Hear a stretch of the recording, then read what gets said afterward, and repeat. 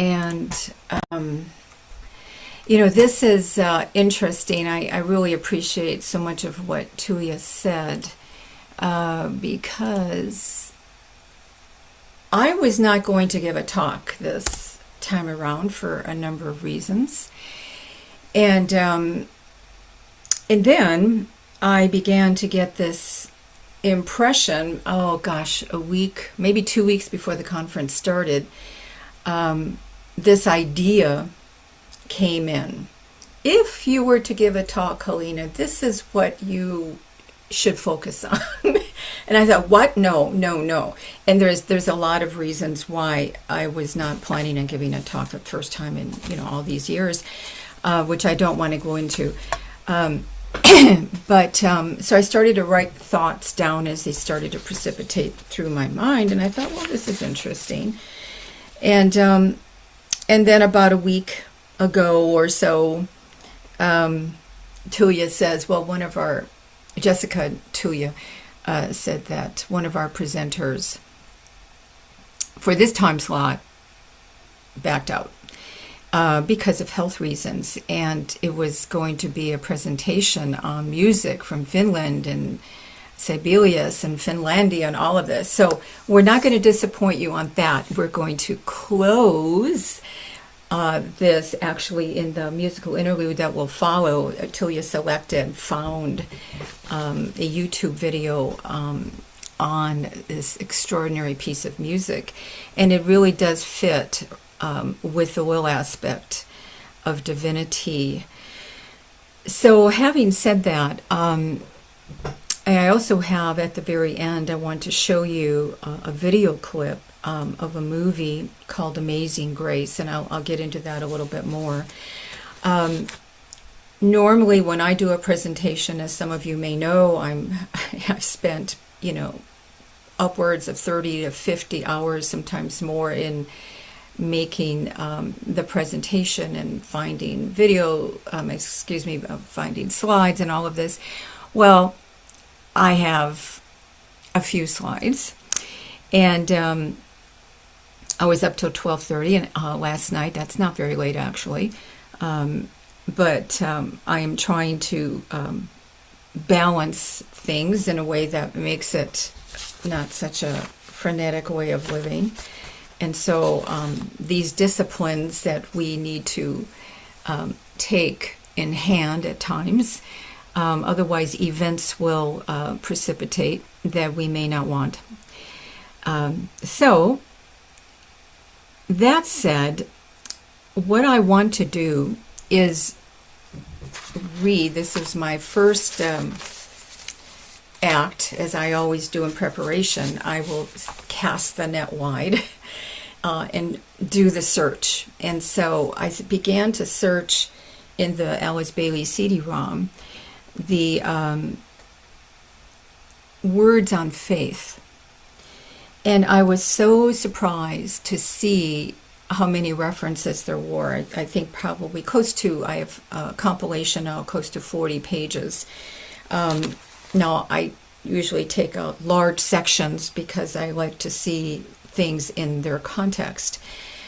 But I was very impressed and struck by the thought that faith has levels to it. So we have the faith at the beginning level, this kind of blind faith that the aspirant on the path begins with, is often told that you have a soul and have faith in that soul, have faith in God. And so it's this kind of amorphous idea of that there's something greater. And so we enter into a blind kind of faith. And then over time, as we tread the path, this faith becomes a living reality of truth and conviction in the greater reality of being. And so we move from stage to stage. And Michael just had an interesting quote in the opening. was, well, we'll see if I can find it. I have all my papers here. The progressive aspects of the will. And so this is very much the same thing. It's the progressive aspects of faith that is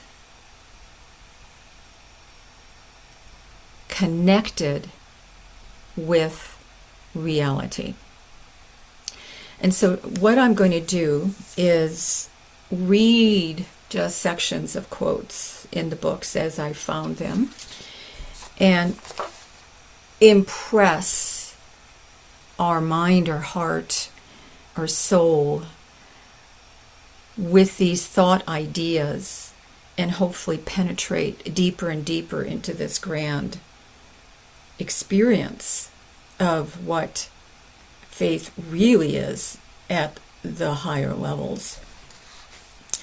So some of this will come. Tuija was speaking about a trip to Finland, and we were there actually 3 times.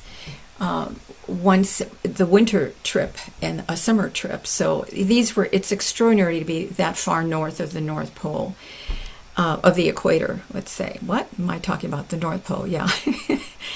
And so especially in the winter when the sun never rises above the horizon, it's extraordinarily magical because you have these pink moments, blue moments of the sun just barely below the horizon and casting this extraordinary glow into the heavens. And it's so magical. It's this quiet, peaceful presence of the earth in relationship to the sun during that time of year. And so Tuija and Michael presented to us this little present, Pekka Urvast, the Sermon on the Mount, or the Key to Christianity. And there are some wonderful excerpts in here. And one that I wrote out is that it goes this way: for everyone that seeketh, that asketh, will find, and to him that knocketh it shall be opened. The door shall be opened. And once again, we have this idea of the door. And where does the door, what is that door? And how do we open that door? And what does the door reveal once it is opened? So these are open questions, not to be answered mentally, but through the experience of life, of walking the path of life, the path of the soul as it moves into deeper expressions of reality. And of course, it is good to remember that there is the human soul that is anchored on the second and third subplanes of the mental plane, and there is the true soul that is the expression of the monad. And so when we're speaking about the soul, let us remember that there are different levels of soul. On faith, out of this book, On Faith, faith is not belief in a dogma, but a confidence. And in parentheses, the word pistis, P-I-S-T-I-S. Confidence, pistis, in the power of truth, an inner conviction that he that seeketh findeth. And so that is one answer to what opens the door. He that seeketh, he that knocketh, he that is oriented and literally standing there is instrumental, is participant in the opening of the door. So this is the belief in God taught by Christ, who himself, as a great finder and knower, is able to demonstrate that the Heavenly Father listens to the prayer of the seeker. And who is the Heavenly Father? I'm not going to answer that. We know. How should the Father give stones of dogmas and doctrines to man, asking for the spiritual bread of wisdom?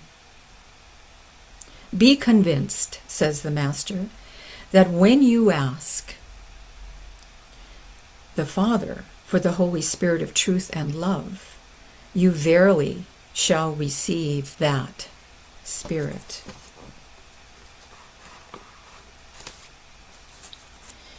So knocking on the door, esoterically that would mean becoming one with, in the opening of that door, as the energy of that door. This is one of the definitions of initiation, that in order to go through the door, we have to resonate with that energy field that is the door itself that would allow entrance. So we be it, we become it. The energy, we become the energy that abides therein. So not dogma or verse, but the energy streaming from the high places.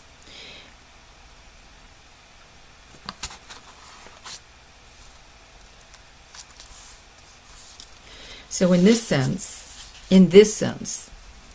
the door to the temple, the Holy of Holies, the sanctuary, the temple of Ezekiel, the body of the monad, is opened not through an act of will, but through the energy of will. Now, first-ray people, first-ray souls, first-ray monads may argue that it is open through an act of will, but that is a different action and a different function. Okay, we'll see what I put together last night at the midnight hour. I don't even remember, but we'll see and how it all comes together here. Okay, this was beautiful quotes by Khalil Gibran. Faith is an oasis in the heart, which will never be reached by the caravan of thinking. Your pain is the breaking of the shell that encloses your understanding, even as the stone of the fruit must break, that its heart may stand in the sun. So must you, and I will add the word, break.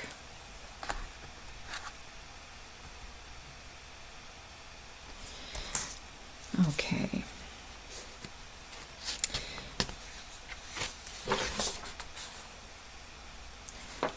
Before I get to this slide, I want to read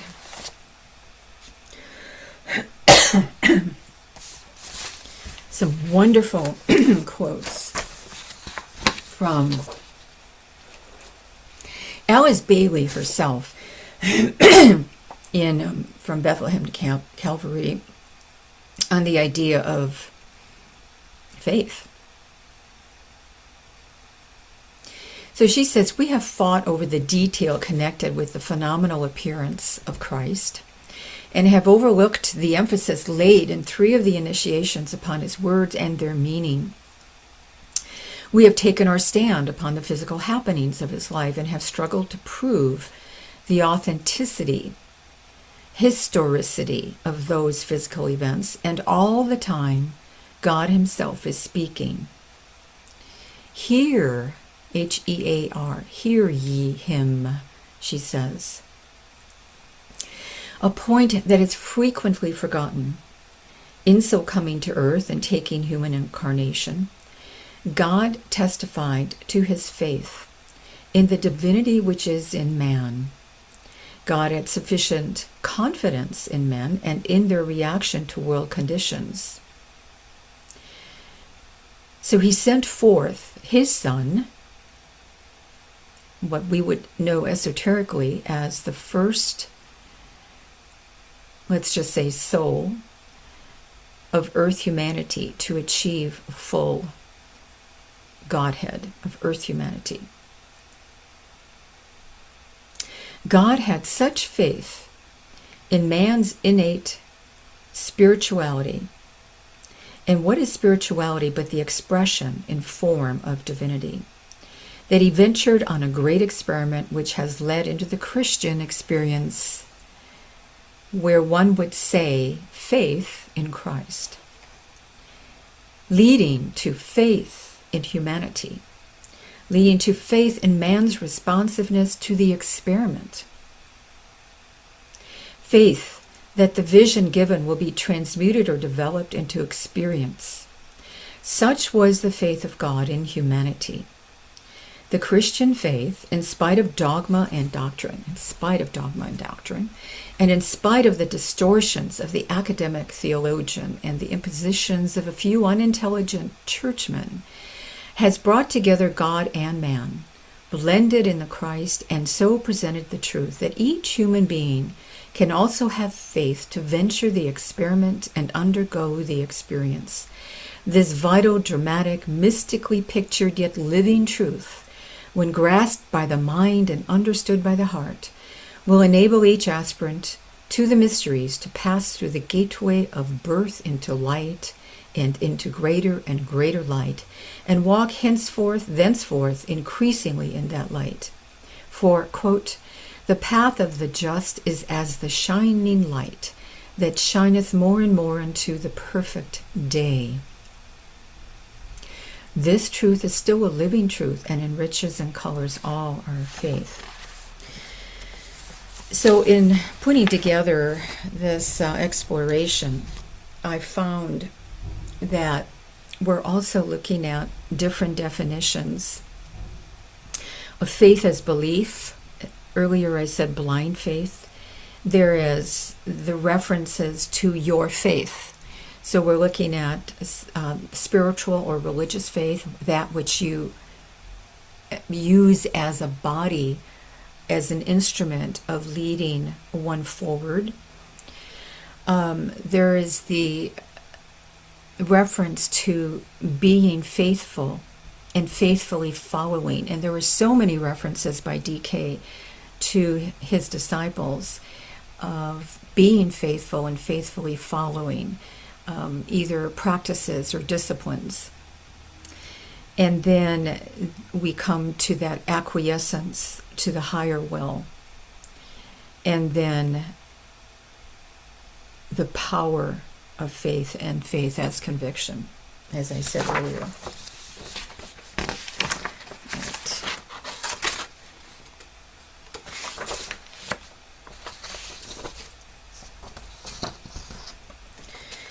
So a few references from the Dyna books. These are Discipleship in a New Age, volumes 1 and 2, to the disciples.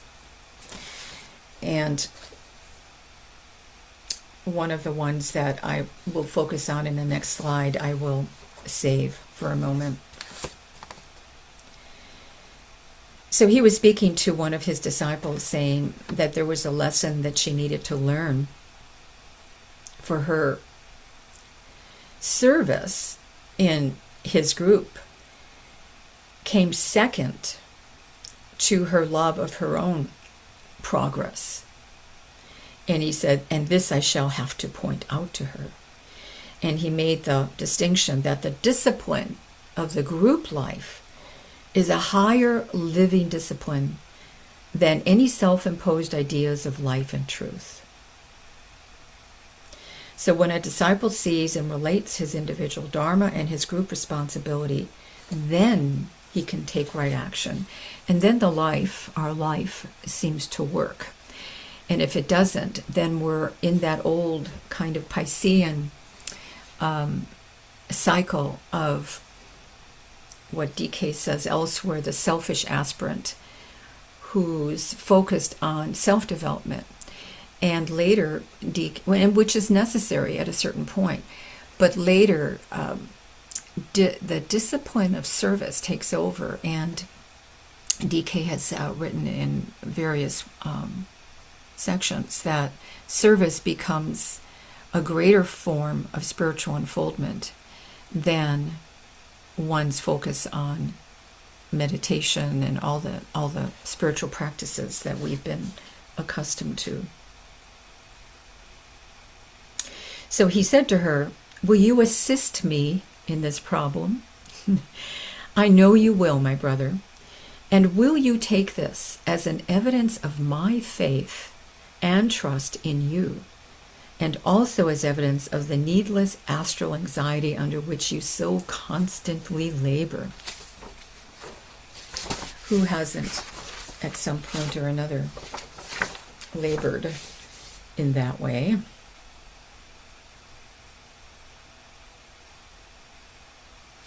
A few more quotes from the Dina books. To another disciple, I am writing thus fully to you because a life rich in service and fulfillment can open up for you, provided that you establish and hold happy human relations with your chosen fellow workers. A deep and constant humility and an urgent faith. This I know is your soul's desire, and it is also mine for you. What a gift to have a master tell you what your soul's desire is, and that it is also his for you. So that a deep and constant humility and an urgent faith, that's something to ponder, isn't it? All right, to another one.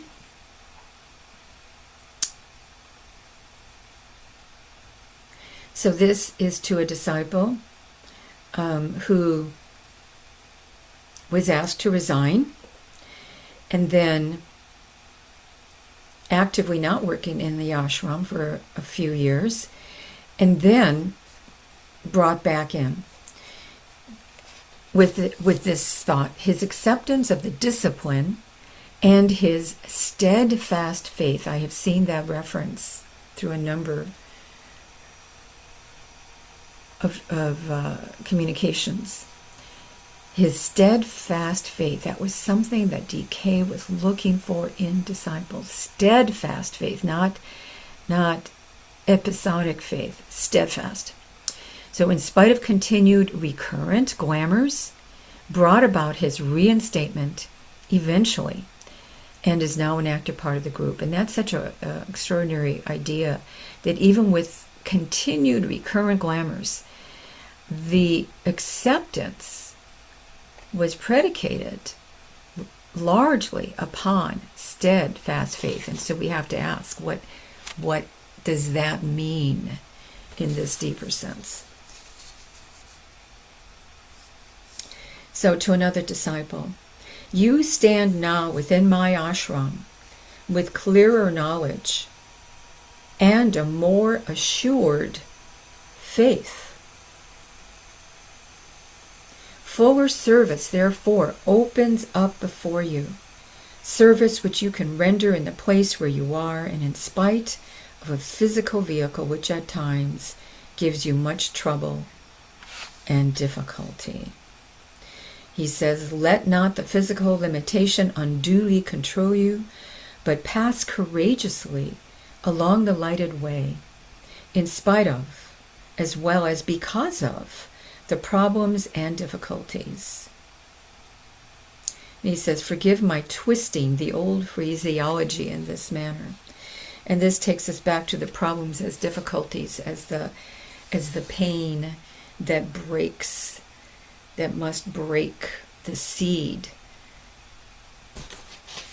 in order to receive the light of the sun.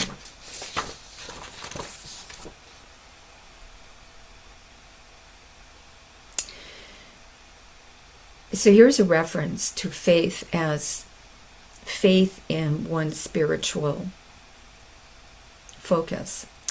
In 25 years' time, enough work will have been done by groups such as yours so that the pattern of unity in the world will be distinctly seen. The theory will be comprehended, and much straight application will be made. Unity will become a definite world goal in a sense different to the present one. The words, the souls of men are one, will be recognized doctrine of every world faith. So go on with the work of unifying my brother, in rain or shine. Isn't that uplifting?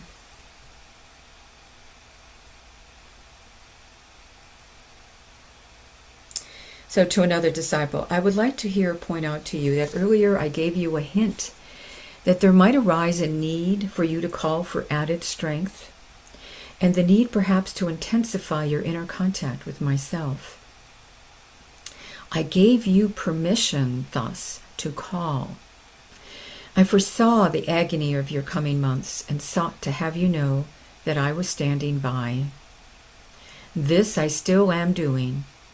I remind you of this for the strengthening of your faith, the deepening of your assurance, and your integration in this group work. To another, you have preserved your interest and effort for many years now. Can you continue with this enterprise? It is for you a task of perseverance and of faith.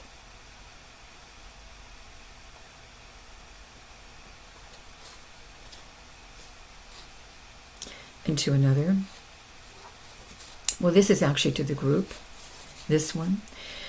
A new type of mystic is coming to be recognized. He differs from the mystics of the past, except in a few outstanding instances, by his practical interest in current world affairs, and not in religious and church matters only. He is distinguished by his lack of interest in his own personal development, by his ability to see God immanent in all faiths, and not just in his own particular brand of religious belief, and also by his capacity to live his life in the light of the divine presence. All mystics have been able to do this to a greater or less degree, but he differs from those in the past in that he is able clearly to indicate to others the techniques of the path, combining both head and heart, intelligence and feeling, plus an intuitive perception hitherto lacking. DK talks so much about intuitive perception being something completely other than even the best of reasoning that comes down through the raindrop of knowable things. This clear, cold light of the spiritual triad now illumines the way of the modern mystic, and not simply the light of the soul. And this will be increasingly the case. So this is for all of us. From another, all groups of disciples seeking to work together under the guidance of a master have their own peculiar problems. The formative first years hold in them those testing difficulties which will try the mettle of the group and put the endurance and the faith of the group members to a more than adequate trial. So here now is the tests of faith in a group level.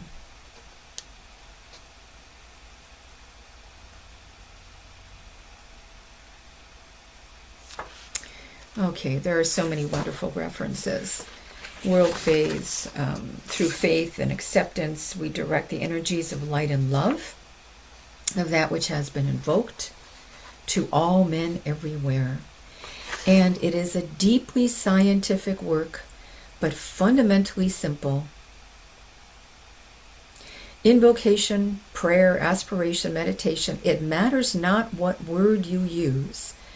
By means of these methods, spiritual energies are tapped and brought into activity. Ideas are simply channels for new and desired divine energies. Ideals are these ideas changed or reduced into thought forms and thus presented to the public. Ideas telepathically become ideals, which is another phrasing of the old law that energy follows thought.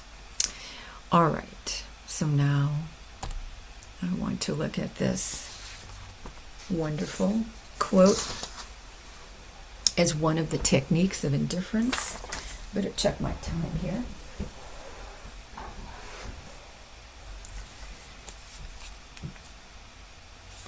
Okay, let's see. We have, oh no, only 10 minutes. All right, so, and I have only, I feel like Michael Robbins now. I have a whole bunch of papers here. I will not get through them. All right. This quote is really gold. So, the technique of indifference renders ineffective or neutralizes the hold of substance over the life or spirit, functioning in the three worlds, for soul is the evidence of life. In connection, therefore, with the second technique, I would like to take some words out of the Bible, substituting the word light for the word faith. So I give you this definition. And we know this one so well, where it says faith is the substance of things hoped for, the evidence of things not seen. And so we'd read it as light is the substance of things hoped for, the evidence of things not seen. He says this is perhaps one of the most occult definitions of the light of the world that has yet been given, and its true meaning is intended to be revealed in the next two or coming generations. So here we see what we know DK will at times put in a word that is a blind so that it can be discovered at the right time through introspection and mining the truth behind the stated teaching. So the word faith is a good instance of the method of rendering blind some of the ancient truths so that their significance may not be prematurely revealed. Light and substance are synonymous terms. Soul and light are equally so. And in this equality of idea, light, substance, soul, you have the key to fusion and to the at-one-ment which Christ expressed so fully for us in his life on earth. So we could substitute, instead of the word faith as a substance, we could say light is a substance, soul is the substance of things hoped for. And that is one of the major ahas that comes through in the connection of faith equivalent to light, equivalent to soul, and then of course soul at what level, right? All right.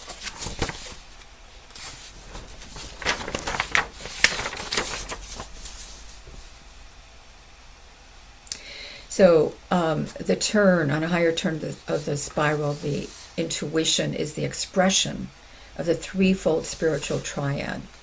And disciples will reach a point in their development where they will know whether they are reacting to the light of the soul or to the intuitional perception of the triad. And this is the reaction of the illumined personality to the identification tendency of the triad. Okay, but this is a concept that is beyond the average man. Oh, there are so many good quotes. As I was working this, I thought, this really should be a series on faith. There's a whole section out of esoteric healing on faith and how that is truly in alignment with the faith, or let's just say light, right? Light, or soul, soul to soul, identification of the healer. Soul, faith, light, substance, with the identification of the soul, light, faith, substance of the recipient. And when that alignment takes place, then soul energy comes pouring through and ignites or speeds up the healing process, which DK says would happen anyway, but maybe sped up. Okay. All right, so I want to get, given the time now, I want to bring us to a few lines and then show you a video that's really extraordinary.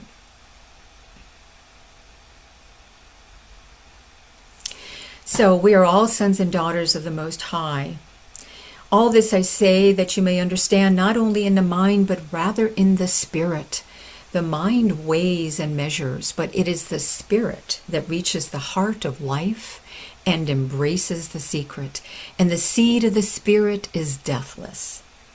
The wind may blow and then cease, and the sea shall swell and then weary, but the heart of a life is a sphere quiet and serene, and the star that shines therein is fixed forevermore. It is the spirit that reaches the heart of life and embraces the secret. And that is the secret of the will that lies in a recognition of the divine nature of man. Only this can evoke the true expression of the will. This will rests upon realized divinity. These are my words. And divinity is what brings forth faith as conviction and conviction as faith. This is the faith that the Master looks for as the determining factor in the growth of a disciple. The nature of the will. It has in fact to be evoked by the soul as it dominates the human mind and controls the personality. The secret of the will is also closely tied in with the recognition of the unconquerable nature of goodness and the inevitability of the ultimate triumph of the good. And here, this is from Esoteric Astrology, and this is one of the great sounding force of Aries. Now, I'm going to show the video, and I want to first read this out of the old commentary, Dinah 2, page 314. When light illuminates the minds of men and stirs the secret light within all other forms, then the one in whom we live reveals his hidden secret lighted will. When the purpose of the lords of karma can find no more to do, and all the weaving and close related plans are all worked out, then the one in whom we live can say, well done, naught but the beautiful remains. When the lowest of the low, the densest of the dense, and the highest of the high have all been lifted through the little wills of men, then can the one in whom we live raise into radiating light the vivid lighted ball of earth. And then another greater voice can say to him, well done, move on, light shines. So we have work to do, and it is up to humanity to do it, and then something more can happen. Okay, so you will note that the emphasis in these words is placed upon human accomplishment and not upon what the hierarchy does for man. When we achieve illumination, intelligently precipitate the karmic quota of our time, and lift the subhuman kingdoms, then they can and then they do share in the work of the hierarchy, they being humanity.